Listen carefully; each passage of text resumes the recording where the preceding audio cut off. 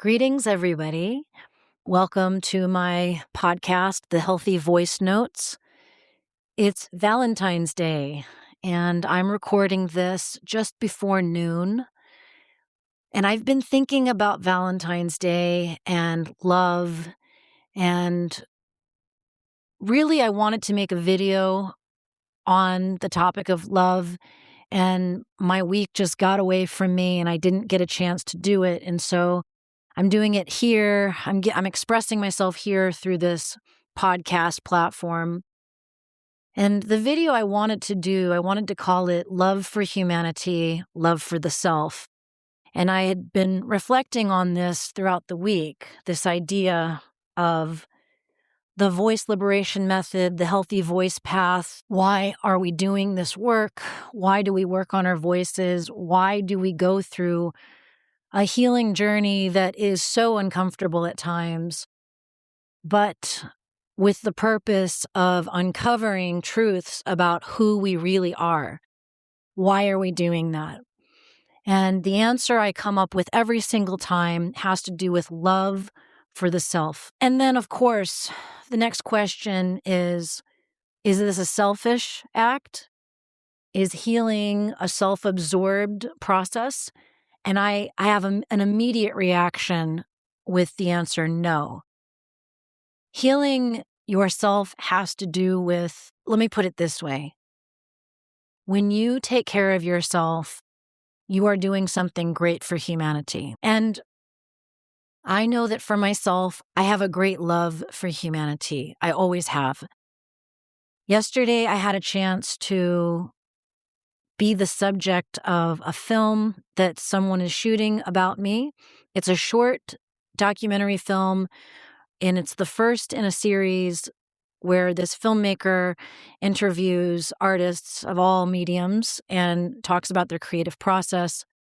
And we talked about my life as a singer and how I got to this point with the Healthy Voice platform taking off so quickly. And she asked me a question about John Lennon because I have two images of John Lennon on my wall. You can see one of them in all of my YouTube videos, but I have an even bigger portrait of him just above the poster, the Music Equals Love poster. And she asked me about my connection with John Lennon. And one of the first things I said was that I loved how raw John Lennon was in his expression. I loved his songwriting, and I loved the way he expressed himself. It was so real. If you haven't listened to his solo albums after the Beatles broke up, I highly recommend them. There are so many raw moments in these recordings, and you can really feel his pain, his care, his love for humanity. And that was the second thing I said, is that I always felt that John Lennon had this very deep love for humanity, and you could hear it in his songs like Imagine. And even his Christmas song, what is it called? Happy Christmas, War is Over. That's my favorite Christmas song. It always has been since I was a kid.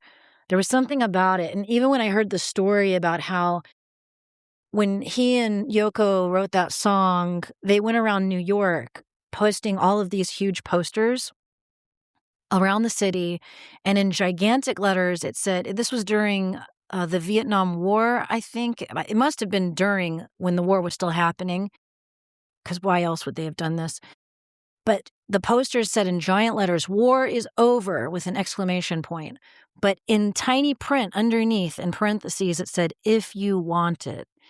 And I just think, it's so powerful what they did. They put this idea in people's minds that you can end war if you stop giving in to that narrative. And it put the responsibility on the population, which I know is kind of a heavy burden because there's so little we can do there are so many forces in control that we really have no power over. But I really love the sentiment, and I love that he cared enough to do something like that and to write a song like Imagine or Happy Christmas, War is Over. Just his care alone. You can argue that the idea is naive, and I probably wouldn't argue with you, but I still I still appreciate the act itself because I think it takes acts like that to actually make a difference in the world. And I was thinking about my own journey of healing and my love for humanity, my love for myself, which inspired me to take a few years of my life to really just focus on myself and give myself the permission to do so, despite a voice in my head that accused me of being selfish and self absorbed. I knew that I needed to take that time to just focus on myself.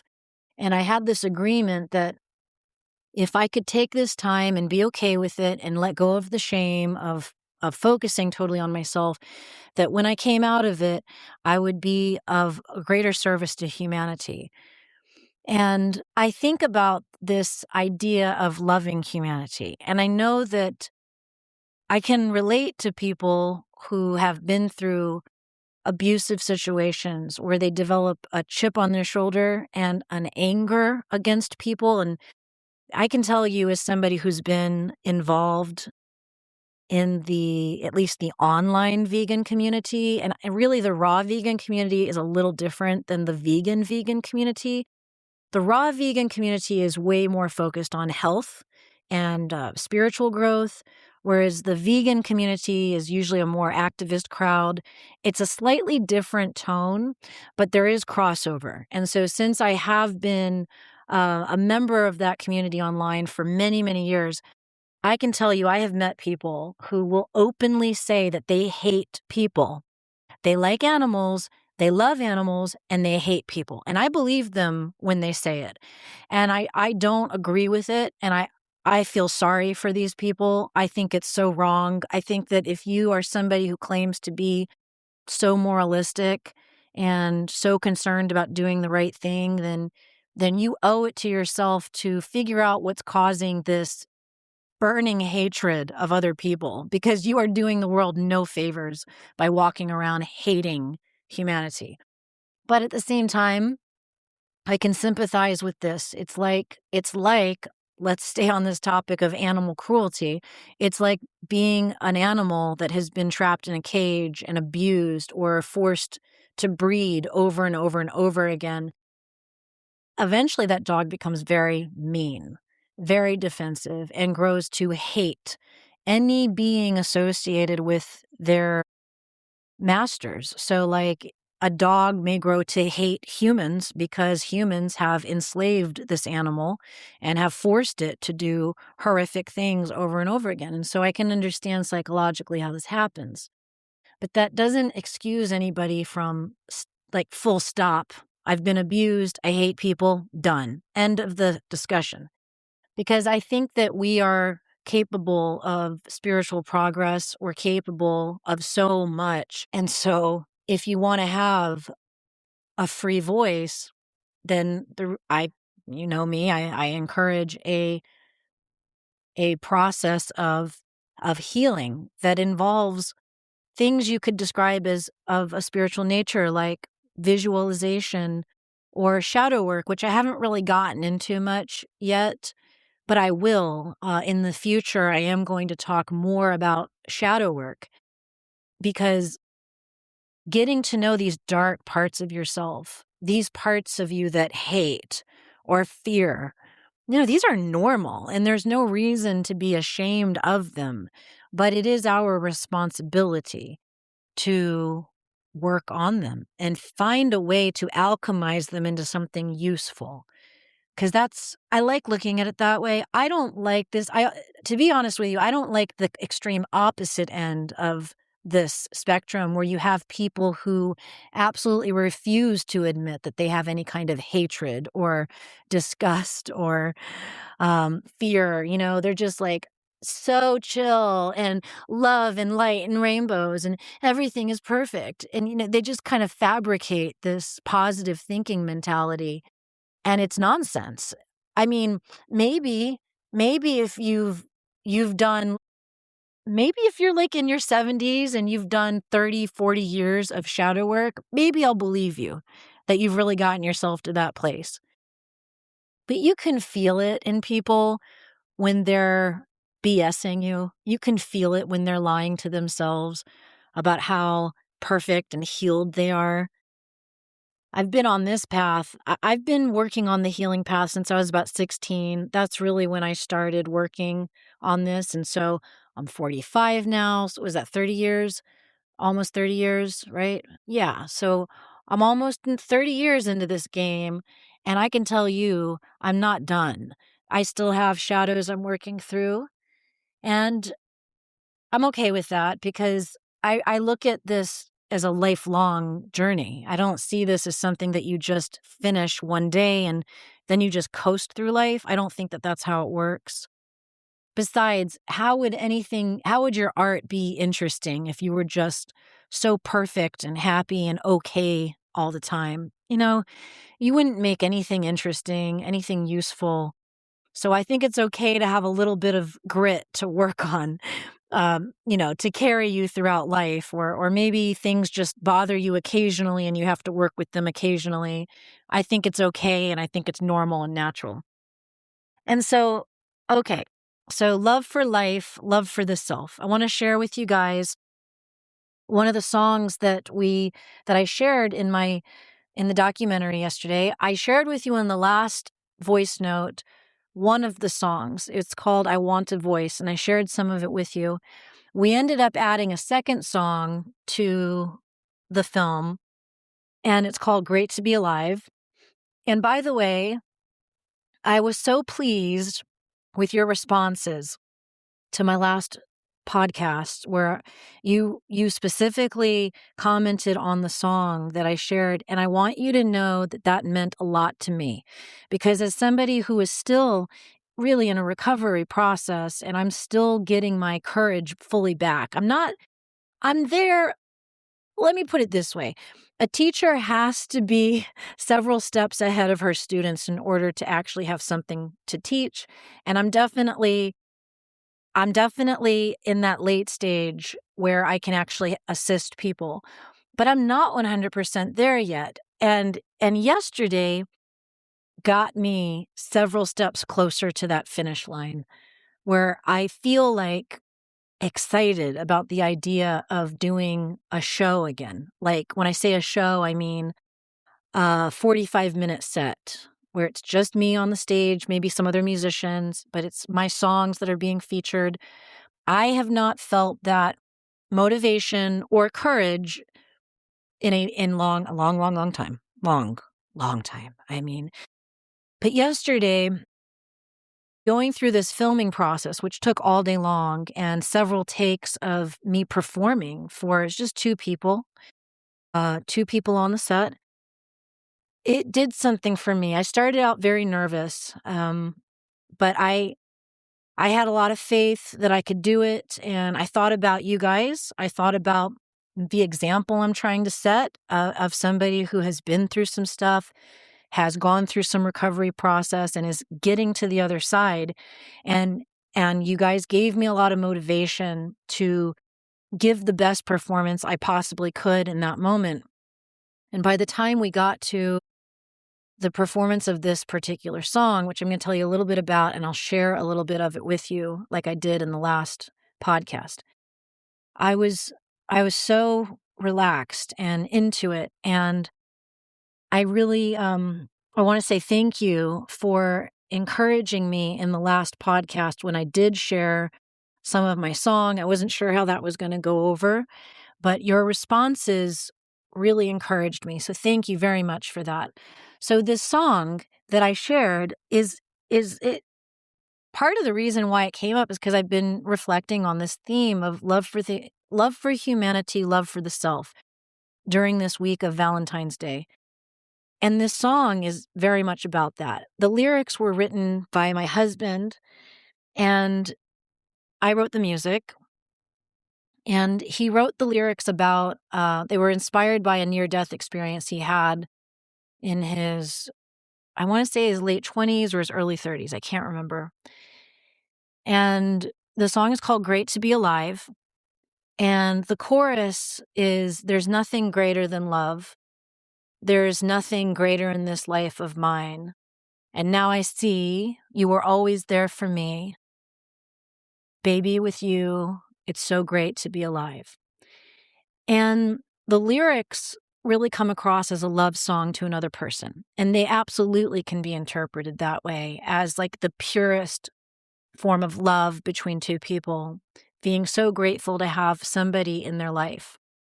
But it's also a love song to the self, because there's another line in the song that says, I finally realize I must fight for the love of my life. And love of my life is a double entendre, because the love of my life can be used to describe a romantic partner, or literally the love of my life, my literal life. It's so great to be alive. That's the main hook of the song. That's where the title comes from. It's so great to be alive. I must fight for the love of my life. And the love of my life, the love of my personal life, is the love of myself. I can't love my life unless I love myself. And the music I chose to be inspired by the music of my two things. I wanted to write it like a church hymn, because I have a strong church music background, and being educated musically in the Bible Belt, there's a lot of gospel music in my background. And I was around a lot of gospel singers at school. And then being a musical theater, that was a big part of the musical culture of my school.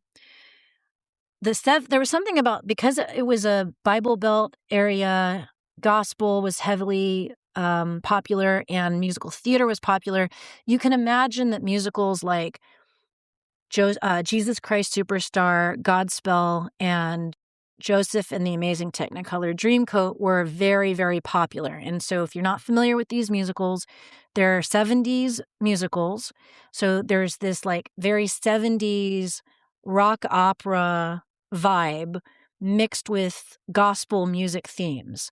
And I really resonated with that sound. Something about it really made sense to me. It worked with the landscape of musical influences that were happening all around me during that time. And so when I wrote the music to this song, I was sort of like imagining myself in a 70s style Jesus Christ Superstar type of musical where there's a ballad, a moment in the show where there's a ballad and somebody is singing about life in the same way they would speak about God or a savior or a Messiah of some kind. Just like this very sacred experience where one gets to honor love and life, and how the only thing that really matters in this life is love. And that if you don't have love, you die. That's it. Like, love is at the heart of everything. And so I'm going to share with you a little bit. I'll share a little more of this song than I did I Want a Voice, the last song, because I want you to hear more of the lyrics. But I'm just going to tease you again, because like I said with my last share, this song will make it into Singing Through the Shadows eventually. And so I'm going to save the whole song for that moment. But maybe the film will come out before then, so you'll get to hear it in the film as well. So I'm going to go ahead and play it now. Tonight the music played high. Birds were flying into the moonlight. We had the time of our lives. Tonight I finally realized I must fight for the love of my life. You gave me this will to survive, so I believe there's nothing greater than love. Oh, there's nothing greater in this life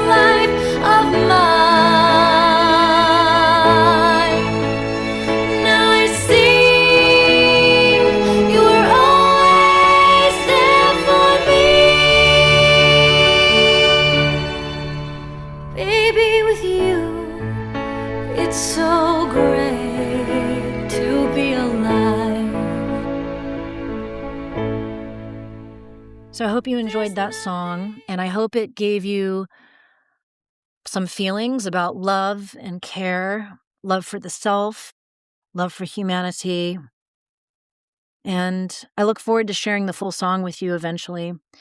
If you are looking to free yourself, liberate your voice, get to know your true self, whatever parts of you that were buried under years of hiding or being told to hide, repressing your emotions, repressing your truth, then please check out my voice liberation method. We have 7 weeks of guided visualizations, vocal techniques, speech exercises, journal prompts, as well as chakra toning meditations to help you get to the bottom of where your unresolved trauma and your blocked energy actually resides. And you can use your own voice to unblock these tensions that are holding you back. And also, consider joining the community if you're interested. We just did a really fun thing last week called Cold Case You, Case of the Missing Voice, where I posted prompts every day to help you get to the bottom of where your vocal blockages started. It was just a really fun way. You guys have noticed that I want to take the healing process and I want to make it fun. I know it's hard. I know it's hard to uncover these things, and you're going to feel emotions, you're going to cry, and that is okay. And you have to cry. You have to feel these feelings in order to get the energy flowing again. And so that's hard enough. I don't want the whole healing process to be just one devastation after another. I want it to be fun. And so we have creative ways we do that. And this coming week, we're doing something called Letters Never Sent. And each day I'm going to post a prompt where you get to write a letter to somebody, maybe yourself in the past or somebody else, with something that you never got to say, and maybe you never want to share it with this person, or maybe it's a letter to yourself, like I said. You just need to get the words out. And so every day we'll do that. And every day we're getting new members in the community. We're currently at like somewhere over 80. And it's been really nice because what I've noticed is that each week it's growing and people are becoming more and more active in these discussions. I'm finding that I don't have to do so much in the discussions. I post a prompt and then everyone else takes off. And it's been really nice to watch. I've really enjoyed it. And if you join this week, you'll be just in time for Yoga for Singers, our all levels practice session. And there's a mastery sound healing workshop coming up this week, I think it's this week or next week. And we have our Courage Circle next Saturday. So if you join this week, it's a great week. It's a great week to join. So if you've been thinking about it, you've been on the fence, think about it. You can always join at Foundation, and then if you feel like I want more, you can upgrade to Practitioner or Mastery. So I'll put the links in the description. As always, thank you for listening. Thank you for working on your voice. Thank you for staying steady on your healing path, because love for yourself, love for humanity, this is what it takes to make a better world. We live in a world that is constantly trying to divide us by creating conflict, hatred, and disgust, and I don't like it. I don't agree with it. I love humanity. No matter what has ever been done to me, I never stopped loving humanity. I never stopped loving people or believing in humanity. I never, ever lost faith. And so I know that you feel the same way. And so I honor you for continuing on your own healing path, because the more free you become in becoming your unique self, the better the whole world becomes. So thank you very much. Keep going. The world needs your unique voice. I'll talk to you guys later.